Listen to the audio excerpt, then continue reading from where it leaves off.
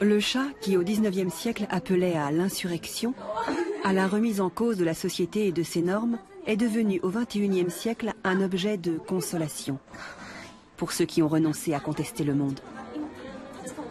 À défaut d'être rebelles, nous serons donc kawaii, mignons. Et l'illusion de liberté que portait le chat se dégustera dans l'un des nombreux katsu-cafés de Tokyo où l'on vient siroter un chat entre deux grenadines.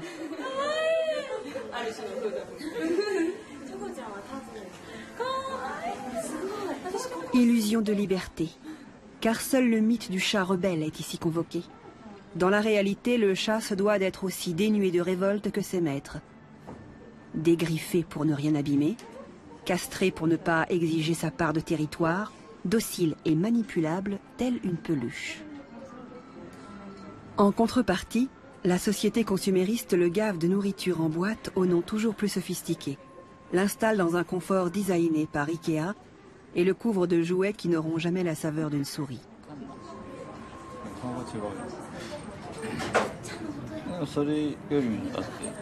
C'est plutôt celui-là le numéro 1, non?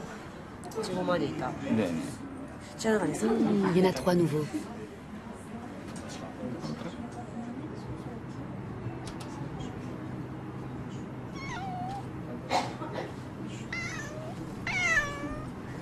Au Calico Katsu Café, on a le choix entre une vingtaine de chats disponibles aux caresses.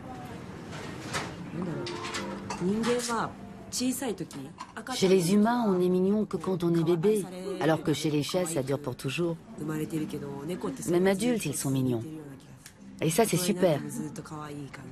On les aime, même quand ils sont devenus adultes.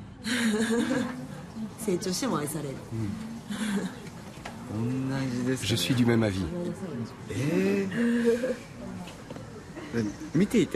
On ne se lasse pas de les regarder.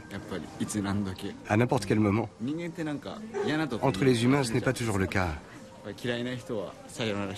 Des fois, on se lasse de l'autre et on se quitte. Avec les chats, ça n'arrive pas. Ils continuent de nous donner du bonheur.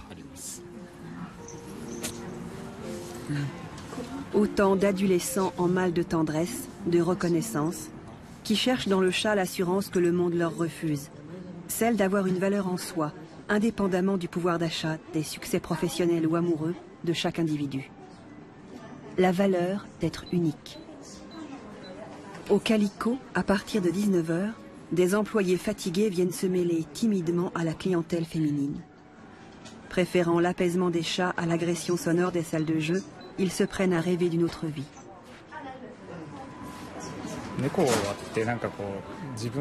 Les chats sont égoïstes, n'est-ce pas? Ils vivent sans aucune contrainte. On ne peut pas les toucher, ni même s'en approcher s'ils n'en ont pas envie. Ils vont là où ils veulent. Être avec eux, c'est très différent des échanges avec les humains.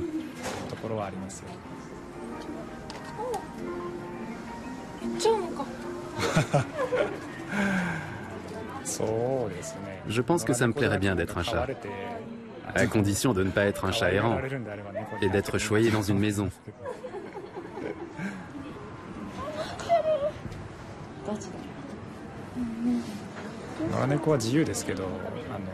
Les chats sans maître sont libres, bien sûr, mais leur vie ne tient qu'à un fil. Quand on est un chat des rues, on risque de mourir à tout moment. Et ça, c'est trop pour moi. Je ne pourrais pas aller jusque-là. Dis-moi, mon vieux chat, quel est le prix de la liberté? Comment échapper à la camisole du monde marchand sans renoncer à tout confort?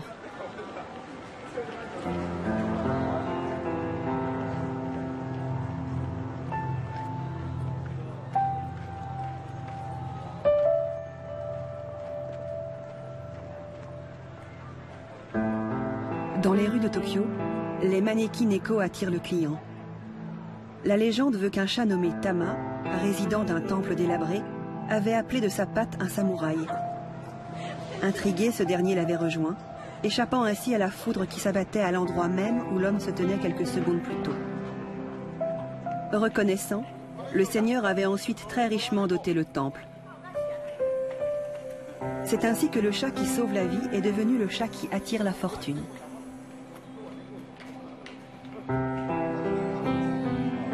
Le monde et le sang sont glissés. La fortune maintenant, c'est l'argent. Dans les rues de Tokyo, sous l'œil des yakuza, les mannequins Neko attirent le client. Chats et filles de la nuit cherchent fortune, dans un monde que d'autres gouvernent.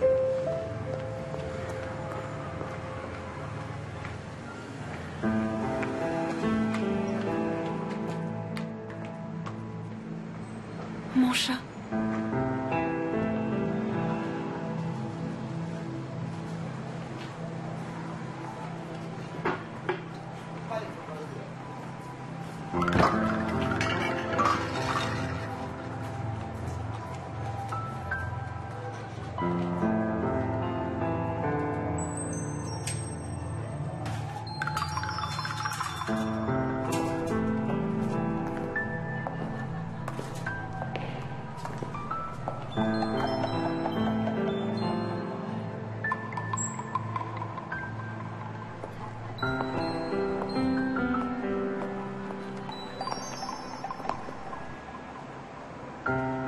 Dans les arrière-cours des rues marchandes de Tokyo, là où les mannequins Neko ne font plus signe de la patte, 600 000 chats errants survivent comme ils peuvent. 70% des maîtres se débarrassent de leurs compagnons 2 ans après l'avoir adopté. Trop cher, trop sale. La magie kawaii n'opère plus.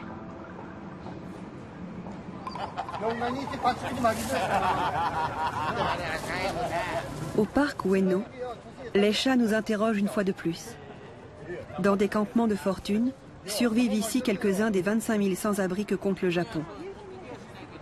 Ces humains que la débâcle capitaliste jette à la rue prennent en charge avec tendresse les chats dont la bonne société ne veut plus.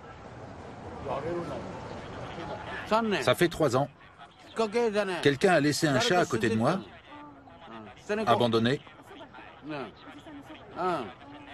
Le premier, c'était Natsu.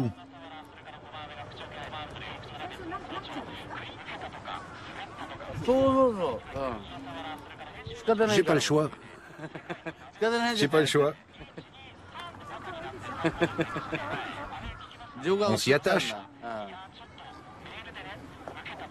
Parfois, le mauvais temps peut les séparer. Quand il pleut, il faut qu'on mette les chats à l'abri dans un carton. Donc on ne peut pas rester ensemble. Nous, on doit se réfugier ailleurs. Officiellement, le gérant de ce parc interdit d'élever des chats.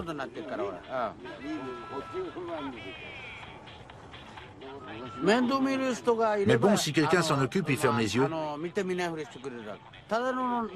Mais les chats errants dont personne ne s'occupe, ils sont interdits. Et donc ils sont tous foutus. La fourrière les emmène au centre de santé publique. Et c'est fini.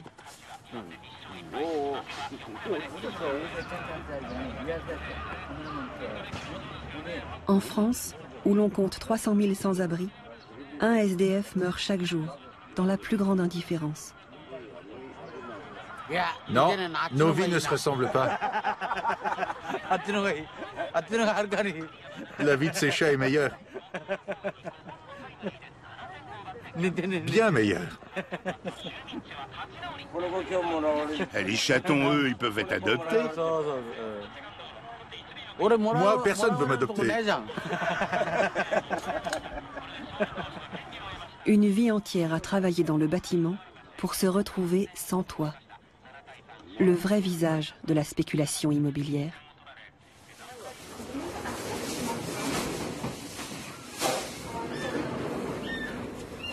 Le pays qui affuble ses chats de luxe, de capeline et de bijoux a aussi inventé le miolingual, gadget électronique censé traduire en langage humain les miaulements du chat.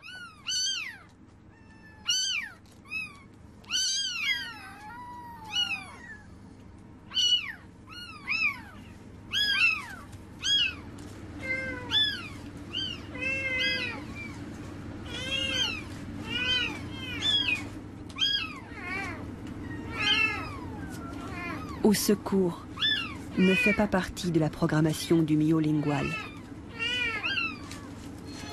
Chaque jour au Japon, 600 chats, en majorité des chatons, sont euthanasiés après un bref passage par une fourrière comme celle-ci. Ils ont 7 jours pour trouver un maître. 98% n'y parviendront pas.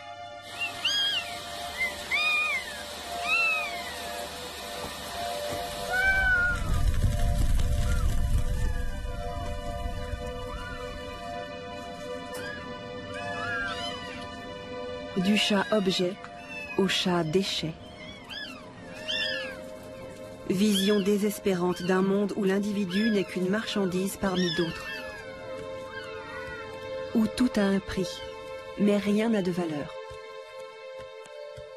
Un monde vide.